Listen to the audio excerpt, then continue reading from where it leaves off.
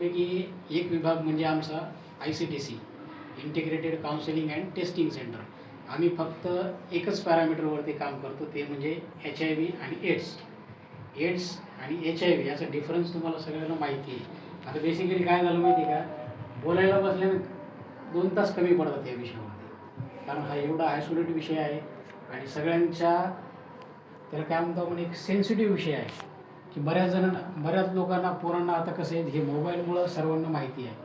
पण ज्यावेळेस मोबाईलच नव्हता, मी जेव्हा नोकरीला लागलो त्यावेळेससुद्धा माझ्याकडे मोबाईल नव्हता. माझे जे सहकारी होते त्यांचा नंबर मी कॉन्टॅक्ट नंबर म्हणून दिला होता. म्हणजे अशा काही गोष्टी असतात जर आपण पाठीमागे गेलो तर. आता सगळं फॉरवर्ड झाले, सगळ्यांकडे अँड्रॉइड मोबाईल, सर्व माहिती भेटून जाते. मुळात मध्ये आपली ही क्षेत्रपट ह्यासाठी ठेवली की मॉडेल कॉलेज घनसावंगी येथे RRC म्हणजे रेड रिबन क्लब.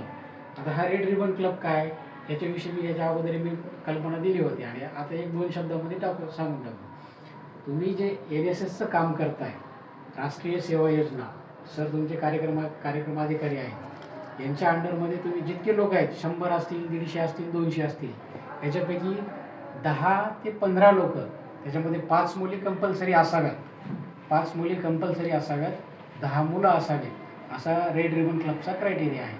हे जे लोकांची बॉडी आहे, सदस्य बॉडी आहे, याला आम्ही म्हणतो पीयर एज्युकेटर.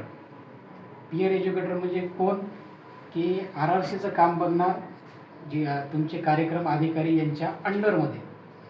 सरांकडे कार्यक्रमाची रूपरेषा, कार्यक्रमाचं बजेट, बॅनरिंग, पूर्ण अजेंडा वर्षभराचा NSSचा अजेंडा सरांकडे असतो. त्याच्यामध्ये हे तुम्ही 15 लोकांनी काय करायचं की आरोग्यविषयक माहिती, तुम्ही NSSचा कॅम्प म्हणा, तुमच्या कॉलेजमध्ये अवांतर जे काही व्याख्यान वगैरे असतील त्या ठिकाणी आरोग्याचा शब्द निघाला की तुमच्या 15 लोकांपैकी एक विद्यार्थ्यांनी स्वतःहून प्रतिनिधित्व घ्यायचं, सरांना सांगायचं, सर हा आरोग्यविषयक कार्यक्रम आहे आणि माझी इच्छा आहे की 2 शब्द मी आरोग्यविषयक इथं बोलू इच्छित आहे. त्याच्याकरता ह्या 15 लोकांचा RRCचा ग्रुप आहे, रेड रिबन क्लब.